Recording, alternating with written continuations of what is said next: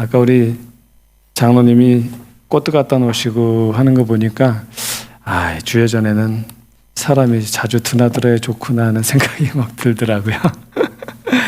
예, 솔로몬이 기도했죠. 그 성전을 봉헌할 때에 하나님의 백성이 주의 성전을 향하여 바라보고 기도할 때에 하나님께서 그의 기도를 응답해 달라고. 포로로 잡혀갔을지라도 주의 성전을 바라보며 기도할 때에 그 백성을 구원하시고 회복해 주시도록 기도를 솔로몬이 했죠. 그리고 하나님께서 그 기도를 응답해 주셨어요. 그 말은 우리가 주의 성전을 향하여 바라보며 하나님께 간절히 기도할 때마다 하나님은 우리의 기도를 들어주시겠다는 겁니다. 아무쪼록 우리의 삶이 어디에 있든지 간에 주의 전을 바라보며 기도하는 매일의 삶이 되기를 바랍니다. 오늘 말씀의 제목은 이삭의 기도하는 믿음입니다. 먼저 본문의 말씀 창세기 25장 20절로 26절에 있는 말씀을 보겠습니다. 창세기 25장 20절로 26절인데요. 이삭은 40세에 리브가를 취하여 아내를 삼았으니 리브가는 밧단 아람의 아람 족속 중 부두엘의 딸이요 아람 족속 중 라반의 누이였더라.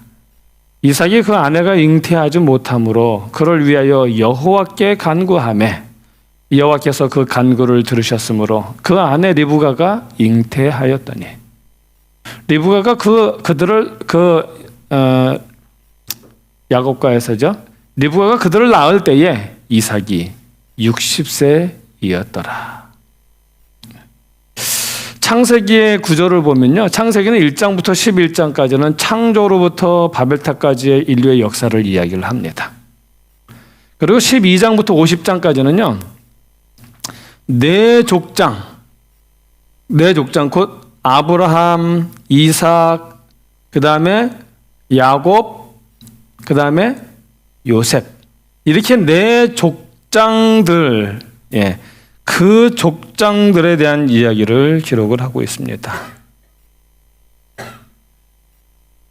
이렇게 네 족장들의 그 삶을 기록함으로 말미암아 그 삶에서 역사하신 하나님의 은혜와 인도와 보호하심을 상세하게 기록을 해 놓습니다.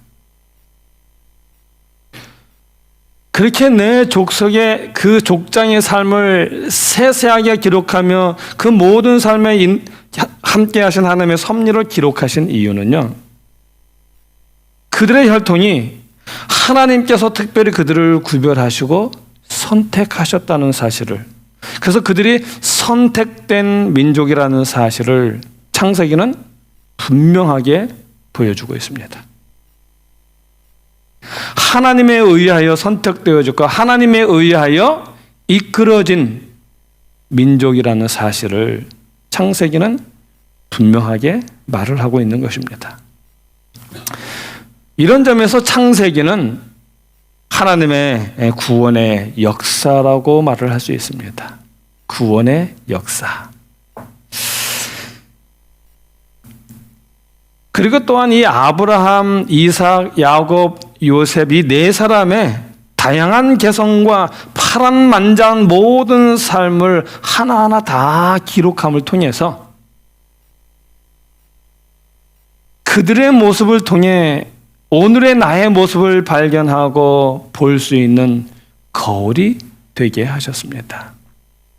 그 네 족장의 삶을 바라보면 살아가는 모든 사람들이 오늘 나의 모습이 어떤 모습인지를 찾을 수 있다는 거예요. 알 수 있다는 것입니다. 그래서 창세기 12장부터 50장까지 기록된 그 네 족장의 기록은요. 그들의 직계 후손인 이스라엘뿐만 아니라 영적 후손인 우리 모두에게도 하나님 앞에서 우리가 어떤 삶을 살아야 하는지, 또 하나님의 축복을 누리는 그 지름길이 무엇인지를 우리에게 말해주고 있습니다. 이제 오늘 우리는 두 번째 족장 이삭에 대하여 좀 살펴보려고 합니다. 이삭의 기록이 25장에 나오는데 25장 서두는 아브라함의 죽음에 대해서 이야기를 해요. 그리고 중반부터는 이삭의 가정에 대해서 이야기를 합니다. 우리 읽었던 말씀 다시 한번 보겠습니다. 20절로 21절에 보면 이삭은 몇 세에? 40세에 리브가를 취하여 아내를 삼았으니, 이삭의 40세는 그의 어머니 이삭이 죽은 지 3년이. 참, 그러고 보면 사라는, 제가 이 말씀을 이렇게 준비하면서 하나님께 복받았다는 말의 의미를 꼭 세상적인 의미로만 생각하면서 하면은 정말 잘못되겠구나 하는 생각을 많이 하게 됐습니다.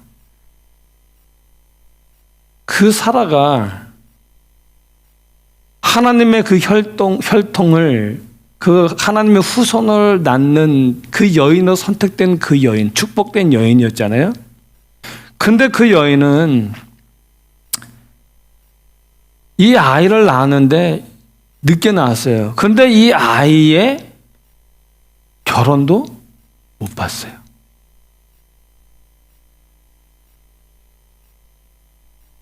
여러 많은 사람들의 이야기, 제가 뉴저지에 어떤 한 분이 있었는데 그 젊은 그 집사님인데 그분이 결혼을 일찍 했어요. 르마린다 이제 의대 재학 중에 결혼을 하게 됐어요. 그래서 자초정을 알아보니까 그의 어머니가 암에 걸려서 돌아가시게 생겨서 어머니 돌아가시기 전에 결혼을 하게 되었다는 거예요. 어머니께서 돌아가시기 전에 자식의 결혼을, 아들의 결혼을 보고 돌아가시도록. 그만큼 결혼은 우리 인생사에서 부모들에게 있어서 자식의 결혼은 보느냐 못 보느냐가 굉장히 중요한 일이에요. 그렇죠? 당장 내일 죽게 생겨서 오늘이라도 결혼식을 해서 그것을 보고 숨을 거두게 하는 것이 우리의 인생사입니다. 그런 의미에서 볼 때에 사라는 하나님의 복받은 사람이었는데도 불구하고 이삭의 결혼을 보지 못했어요. 그러나 우리는 그 단순한 하나를 보는 것이 아니라 이 인류의 역사와 구원의 모든 역사와 그 과정을 바라보면서 이 여인의 복받은 여인인지 아닌지를 우리는 바라봐야 돼요. 너무 근시안적이 아니라 아주 멀리 바라보면서 오늘 내 삶이 형통되지 않는 것 같을지라도 하나님의 섭리와 인도가 함께 하심을 좀 보는 그런 믿음의 눈이 필요하다는 것입니다. 오늘 이야기를 나누고자 하는 주제는 이삭의 부부의 기도를 이야기하고 싶고요. 그 다음에 왜 불임에 대한 얘기가, 아이를 임신하지 못하는 이야기가 왜 아브라함에서 이삭에게서 또 야곱에게서 계속 그 얘기, 아니 뭐 족장사 이야기고 창세기 이야기인데 맨날 애 낳는 얘기만 하는가. 근데 그 이야기가 굉장히 중요하다는 사실에 대해서 좀 우리 함께 나누려고 하는 것입니다. 어쨌든 이삭이 40세, 그때가 그 어머니 사라가 죽은 지 3년이고 아브라함이 140세 되던 해였습니다. 그 해에 리브간을 취하여서 아내를 삼게 되었습니다. 그런데 21절에 보면 이 이삭의 가정사에 문제가 생겼어요. 무슨 문제가 생겼습니까? 리브가가 임신하지 못하는 거예요. 잉태하지 못하는 것입니다. 아니 어쩜 그렇게 며느리를 얻었는데 어쩜 시어머니가 똑같아요. 시어머니를 닮았는지 시어머니 사라도 그렇게 애가 안 생겨서 그렇게 고생하더니만 이 리브가도 아이를 낳지를 못하는 것입니다. 근데 우리가 잘 아는 것처럼 왜 이야기가 중요하냐? 요새는 좀 덜하지만 우리 옛날에는 얼마나 아들 낳는 일이 중요했습니까? 그렇죠? 오죽했으면 우리 한국말에 씨바지라는 말이 다 있겠어요. 그렇죠? 꼭 씨를 이어갈 자식을 낳는 일이 그만큼 중요해서 아이를 낳을 수 있는 다른 여인을 통해서라도 자식을 얻어야만 하는 그러한 시대. 그런데 이 구약 시대 때 그 당시에는 이 사상이 더 심했던 것입니다. 그 당시에는 아이를 낳지 못하는 것이 가장 큰 수치였고요. 신의 저주를 받은 사람으로 여김을 받을 정도였어요. 그런데 이 이삭은 하나님의 구속의 계획과 약속을 이을 자식을 낳아야만 하는 사람이었습니다. 그런데 르브가가 결혼한 지 몇 년 동안 아이가 없었습니까? 아까 이삭이 40에 결혼했는데 르브가가 아이를 낳았을 때가 몇 세라 했어요? 60이라 그랬어요. 20년 동안 임신하지 못하고 있으니 얼마나 근심이 컸겠습니까? 그런데 이런 큰 근심 중에 있을 때에 성경은 그 이삭이 어떻게 했다고 말을 합니까? 21절에 보니까 이삭이 그 아내가 잉태하지 못함으로 그를 위하여 여호와께 뭐하매? 간구하매. 여기 이삭은 아이가 없는 그 긴 시간 동안 하나님께 기도하고 있었던 사람이라는 사실을 이야기하고 있습니다. 이삭이 기도의 사람이라는 사실을 이야기하고 있는 거예요. 하나님께 매달렸습니다. 제 생각에는 아버지 아브라함도 그 옆에서 함께 기도했을 거예요. 하나님께 그 자손을 허락해 주시도록 그 옆에서 간절히 기도했을 것입니다. 아브라함의 얘기를 살펴보면 아브라함은 하나님께서 약속하신 그 후손을 얻지 못하니까 결국은 어떻게 했어요? 하갈을 통해서 이스마엘을 얻었지요. 이삭이 유혹을 느꼈을까요? 당연히 느꼈겠죠. 20년 동안 그렇게 기도하면서 잉태를 기도했는데 아이가 생기지 않았으니 인간적인 방법을 생각해 보고 싶었겠지요. 또 종을 양자로 삼아서 그 문제를 해결하고 싶은 유혹도 느꼈을 것입니다. 그런데 성경은 이야기를 합니다. 뭐라고 얘기하냐면 이삭은 이 문제를 하나님께 들고 갔다는 거예요. 하나님 손에 이 문제를 맡겼다는 것입니다. 여기 보면 간구했다라고 그래요. 간구라는 말의 의미는, 그 원의 의미는 뭐냐면 향을 태운다. 그 어근은 뭐냐면 향을 태운다라는 그 말에서 나온 말이에요. 간구가 무슨 말에서 나왔다고요? 향을 태운다. 향을 태운다는 거예요.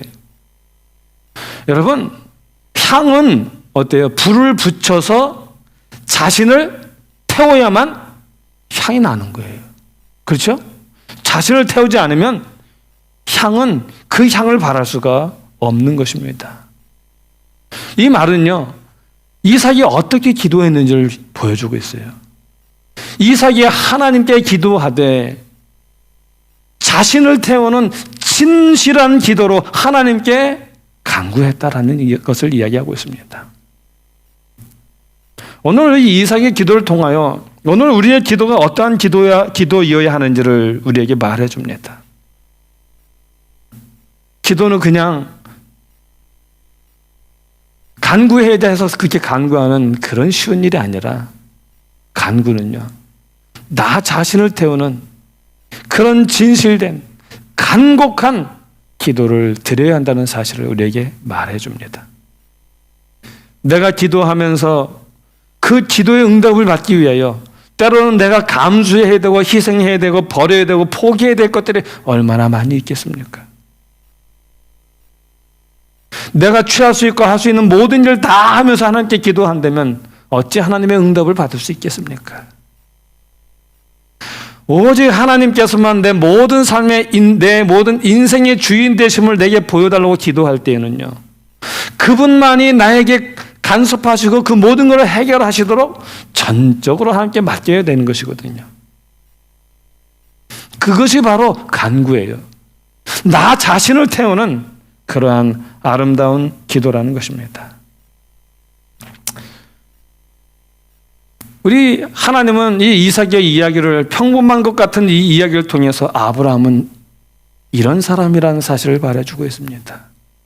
왜 이삭의 믿음의 사람인지를 이야기하고 있어요. 이삭은 기도의 사람이야 라고 우리에게 말해주고 있는 거예요. 이삭은 정말 기도의 사람입니다. 창세기 24장 63절에 보면 이삭이 저물 때 들에 나가 묵상하다가 눈을 들어보며 이렇게 말하고 있습니다. 이 구절은 어떤 구절입니까? 이 구절은요, 이삭이 리브가를 만날 때의 구절이에요. 아브라함의 늙은 종이 그 리브가를 데리고 돌아오는데 어떤 한 젊은 사람이 해질 때에 밖으로 나와서 하늘을 바라보며 묵상하고 있었던 것입니다.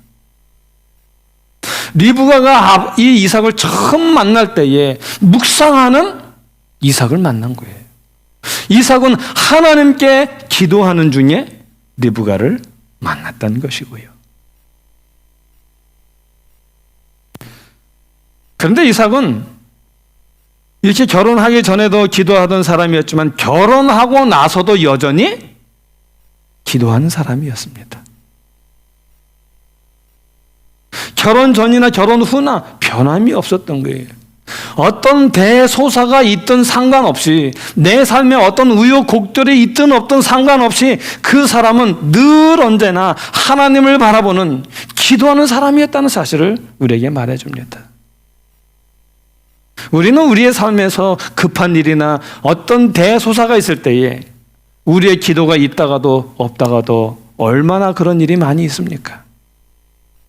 오늘 우리의 삶에서 그 모든 것에 상관없이 가장 중요하게 늘 언제나 우리가 지켜야 할 것이 있다면 그것은 바로 기도하는 것입니다. 여기 이삭이 20년간 자식이 없자 기도했습니다. 근데 우리는 이 성경절을 보면서 좀 오해할 수가 있어요. 20년 동안 기다리다가 그때서야 기도해서 자식을 얻었다라고 생각을 할 수가 있어요. 그런데 성경은 그렇게 말하지 않아요. 리브가를 만날 때에도 기도 중에 만났던 이 이삭은 그가 결혼한 이후부터 하나님께 약속된 후손이 이어지기 위하여 기도하고 있었다는 사실을 성경은 우리에게 말해주고 있는 것입니다. 20년 동안 인내하며 끝까지 기도했다는 것입니다. 자식을 못 낳으면 무슨 방법인들 못 쓰겠습니까?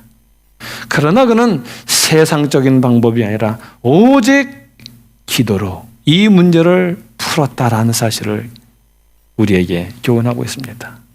그리고 성경은 그렇게 기도하는 사람들에게 하나님께서 응답하시는데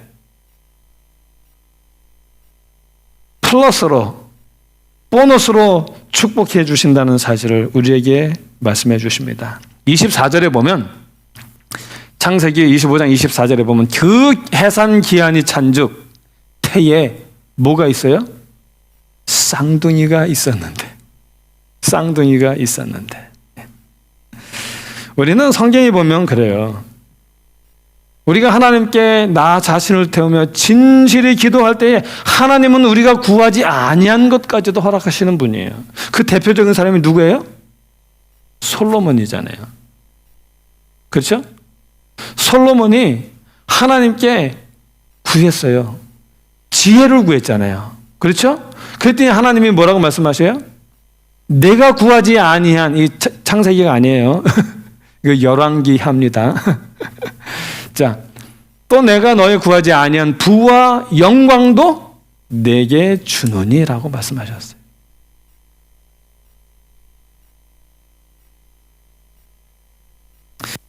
예. 열왕기상 그 3장 13절이고요. 예.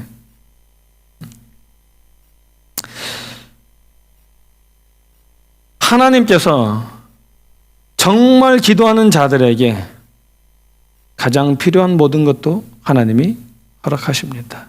우리가 그러잖아요. 들의 백합을 보라, 공중 나는 새를 보라. 그렇죠? 수고도 아니하여도 이 모든 것이 너희에게 필요한 줄을 우리 하나님께서, 아버지께서 아시나니. 그런 것들은 누가 구하는 거예요? 우리가 구할 게 아니라 이 세상 사람들이 구하는 일이. 우리는 무엇을 구해요? 하늘을 구하는 사람들이에요. 하나님께서 그 모든 것들은 다른 것과 함께 다 허락해 주십니다. 오늘 우리의 기도가요, 정말 이삭처럼 하나님께 나 자신을 태우며 정말 하늘을 구하는 아름다운 기도를 드리게 되기를 간절히 바랍니다. 자, 그런데 한 가지 여쭤볼게요. 이삭의 가정에서 남편 이삭만 기도하는 사람이었을까요? 그의 아내 리브가는 기도하는 사람이었을까요? 아니었을까요? 네. 기도하는 사람이라고 말씀하시면 무조건 맞아요. 리브가도 기도하는 사람이었어요. 리브가가 임신을 했는데 보니까 쌍태예요. 쌍둥이에요. 근데 이 뱃속에서 이 아이들 노는데 보니까 뭐예요? 서로 치고받고 막 싸우는 거예요. 그런데 이 정도가 보니까 지나친 거예요.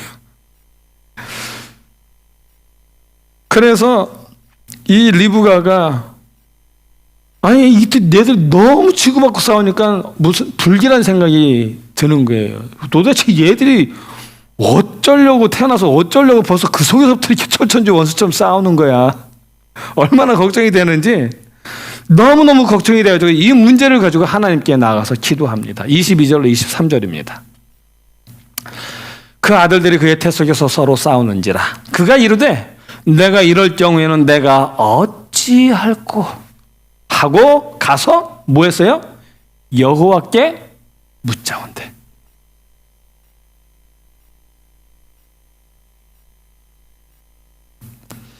이렇게 기도했더니 하나님께서요 23절에서 그 쌍태를 주신 목적과 그 다음에 섭리 그리고 그 자녀들의 되어질 일들에 대해서 다 설명해 주십니다.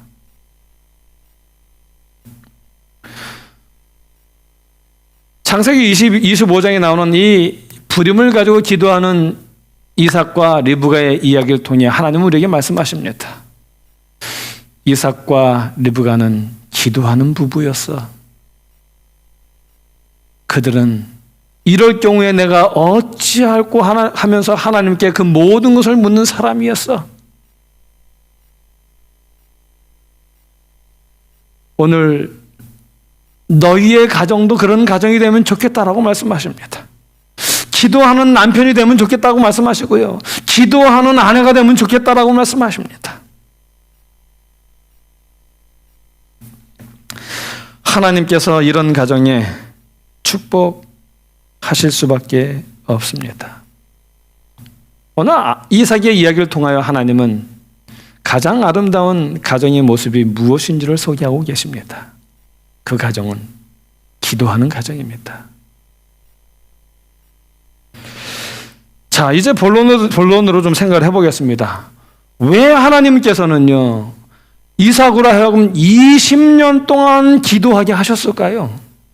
왜 20년 동안 기도하고 난 다음에 그 긴 세월이 지난 다음에 비로소 자식을 주셨을까요?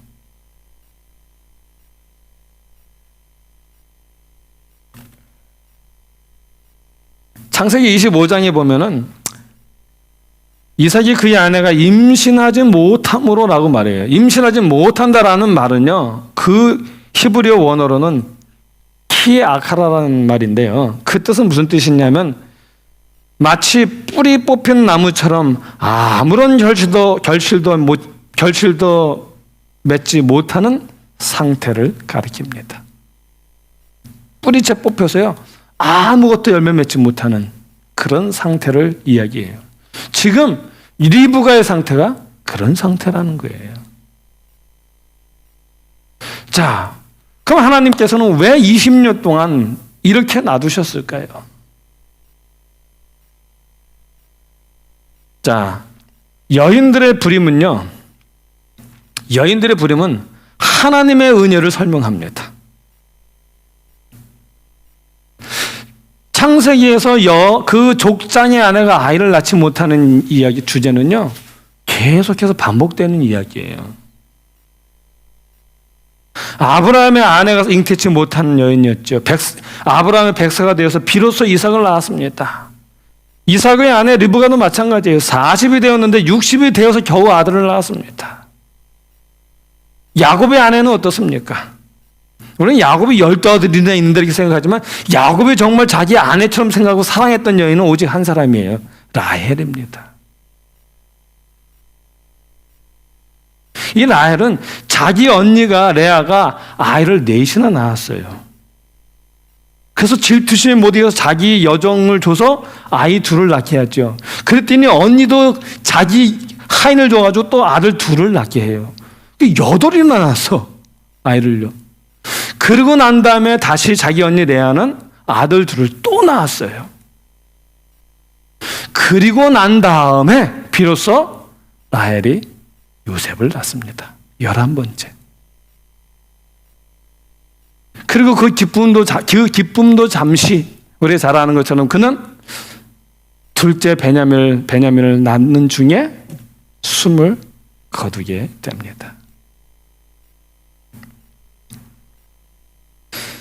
이 아이를 낳지 못하는 여인의 주제는요, 이 창세기 족장사 이외의 다른 곳에서는 간간히 발견되는데 이렇게 한꺼번에 이야기가 계속해서 이어서 막 몰려서 나오는 것은 창세기밖에 없어요.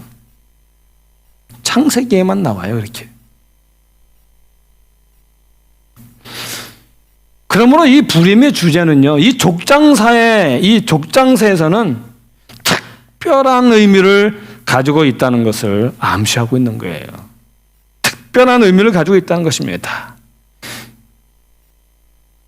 어떤 점에서 그러한가 하면요, 하나님께서는 아브라함을 말씀하셨어요. 내가 너로 큰 민족을 이루게 하겠다라고 말씀하셨습니다. 그리고 이삭과 야곱을 거쳐가면서 그 약속이 점점 구체화되어 가죠. 그런데 우리가 아는 것처럼 그 조상들이 직면한 현실은 하나님의 약속과 정반대였어요. 내가 너로 큰 민족을 이루겠다라고 하셨으면 하나님께서는 그 사라를 통하여 자식을 하나만 줄 게 아니라 많이 주셔야죠. 그런데 자식을 구해도 그렇게 얻지 못하다가 겨우 백서가 돼서야 얻었어요. 그것도 인간적인 방법으로는 전혀 구할 수 없는 중에.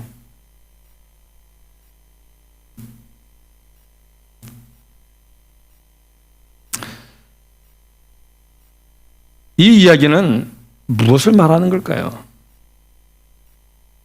이 이야기는 약속의 성취가 전적으로 하나님의 손에 달렸다는 사실을 우리에게 분명하게 말씀해 주시는 거예요.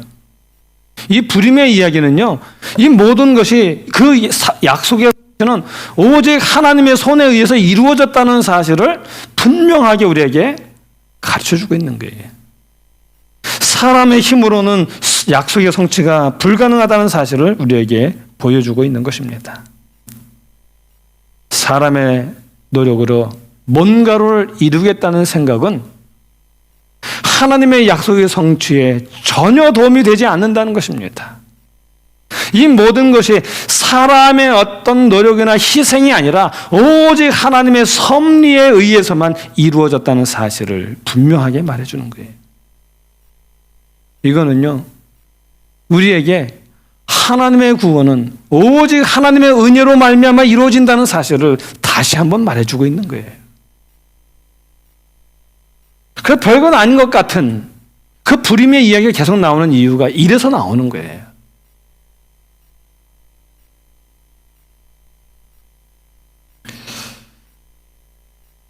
(20년) 동안 리브가의 임신을 허락하지 않으신 이유는요, 하나님의 언약의 후손이 그저 단순히 자연적인 생산 과정을 통해서 거저 얻어지는 것이 아니라 하나님의 은혜의 선물임을 깨닫게 하기 위해서 그렇게 하시는 것입니다. 자, 그 다음에 이것을 좀 더 이해하기 위해서요, 차자 상속에 대해서 좀 살펴보려고 합니다.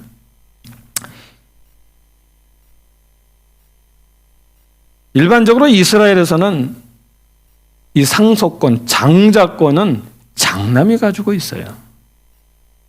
그런데 이상하게 창세기에서만은 그러지 않아요. 장자권이 그 장자에게 가지 않습니다. 자, 먼저 아브라함의 경우를 보면 아브라함은 하갈을 통해서 이스마엘을 얻었잖아요. 그리고 나중에 사라를 통하여 이삭을 얻었습니다. 근데 이스라엘의 원래 가정적인 법칙대로라면 장자권은 누구에게 가야 돼요? 먼저 태어난 이스마엘에게 가야 돼요. 그런데 이스마엘에게 가는 것이 아니라 이삭에게로 갑니다. 그 다음에 이삭에게서 출생한 에서와 야곱의 이야기도 마찬가지예요. 여기서도 장자권이 큰아들 에서가 아니라 차자 야곱에게로 넘어갑니다. 그 다음에 야곱의 경우에는요, 그 장자권이 누구에게 넘어갑니까? 11번째 아들인 요셉에게로 넘어가요. 이러한 그 상속 그 이야기는 성경 다른 곳에서는 다른 곳에서 간혹 나타나지만 족장사에서는 계속해서 일어나고 있어요. 이야기가 기록되어지고 있습니다. 이 이야기는 무엇을 말하는가 하면요, 하나님의 약속이 반드시 정당한 권리와 자격을 가진 자를 통해서만 이루어지는 것이 아니라는 거예요. 인간적인 자격. 이것은 오직 누구에 의해서 이루어진다는 거예요? 하나님의 주권에 의해서 이루어진다는 사실을 우리에게 말해주고 있는 것입니다. 그래서 불임의 이야기는 하나님의 약속은 전적으로 하나님의 자유, 주권에 매여 있다는 거예요. 세상적인 기득권이나 자연적인 방법에 달려 있지 않다는 사실을 말해주고 있습니다. 차자의 이야기, 차자 그 상속권의 이야기도 마찬가지예요. 이 모든 것이 그 인간적인 자격에 의해서 주어지는 것이 아니라 하나님의 은혜로 인해서 주어지는 것이라는 사실을 이야기합니다. 이제 말씀을 마치면서 결론입니다. 오늘 이 이야기는 우리에게요, 오늘 우리가 하나님의 자녀가 된 것은 오직 하나님의 은혜로 인하여 되었다는 사실을 우리에게 말해줍니다. 오늘 내가 그냥 이 세상 살아가면서 그냥 이렇게 가다 보니까 어떻게 알게 돼서 하나님의 자녀가 됐다는 것이 아니라 그 모든 것 속에 하나님이 함께 하셨어요. 하나님의 특별하신 구별과 부르심이 있었기 때문에 하나님의 자녀가 되었다는 사실을 우리에게 보여주고 계시는 것입니다. 그래서 사도 바울이 말했죠. 지금 나의 나된 것은 다 누구 은혜라고요? 하나님 은혜라. 창세기는 우리에게요,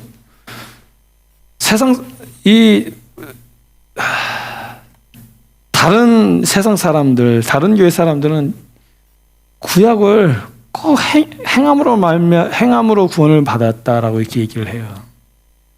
근데 구약도 믿음으로 구원을 받았다라고 말하는 교단이 있는데 그 교단은 우리예요. 이 모든 것이 사람의 힘으로 사람의 어떤 자연적인 그 순리에 의해서 뭔가 이렇게 되었다라는 것이 아니라요. 오직 하나님의 은혜로 말미암아 되었다라는 사실을 이야기합니다. 그래서 창세기에서 이 족장사의 이야기, 그 다음에 족장사에서 특별히 그 후사에 연결되는 그 후사의 이야기는요. 오직 하나님의 은혜로만 되었다는 사실을 이야기하며 그 후손을 이어가는 이야기는 구원의 이야기거든요. 그 이야기를 통하여 오늘 우리가 구원을 얻을 수 있는 유일한 방법은 하나님의 은혜로만 구원받을 수 있다는 사실을 성경은 처음부터 이야기하고 있습니다. 이제 말씀을 마치면서 정말 우리의 삶에 있어서 나의 나된 것이 하나님의 은혜라는 아름다운 믿음을 갖고 살아가게 되기를 간절히 바랍니다. 나의 이루어지는 이 모든 일들이요.